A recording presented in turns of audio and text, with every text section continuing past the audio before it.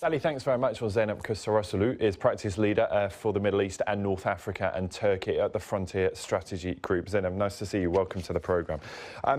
Let's just start with some background to this, because it's easy to get caught up in all the political shenanigans day to day. How are we in this position? Why is Qatar looking so increasingly isolated?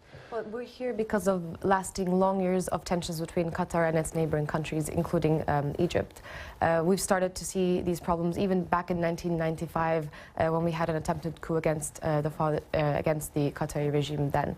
So we were watching a lot of these tensions over the last few weeks, especially increase over Qatar's foreign policy through mostly soft power, but of course and the fact that these measures are taking place today and to such an extent do show us that maybe a change from a US perspective to the region could have also been the main trigger for such a large move from these countries. I remember in 2014 there was sort of some similarities with what happened then, but it strikes me this time it's a bit more severe.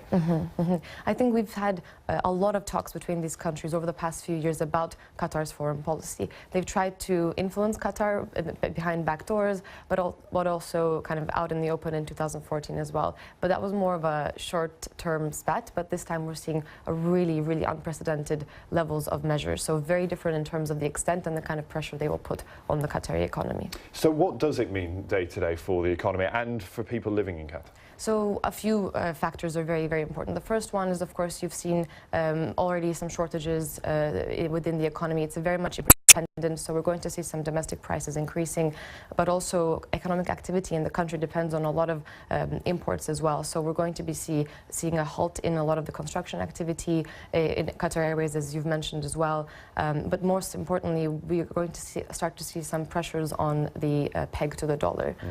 This can actually last for a while. The Qatari government, the authorities, they do have quite a bit of reserves to maintain the peg, but as this kind of conflict lasts longer, we're going to start to see a pressure on liquidity within the market and on the peg itself.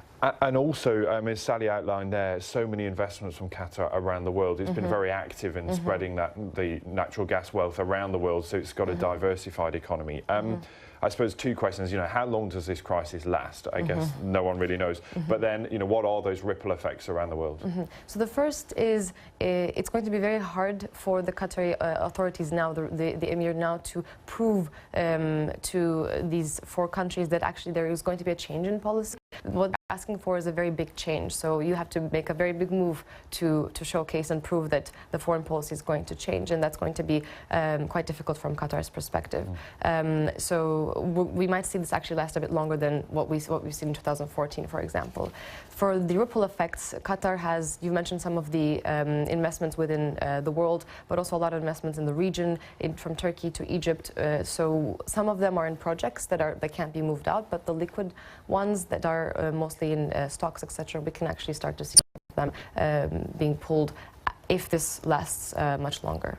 Zeynep, it's really good to hear your thoughts on that. I think it's a really interesting story, one we'll keep an eye on. But for now, thanks very much, Zeynep Kosereisoglu.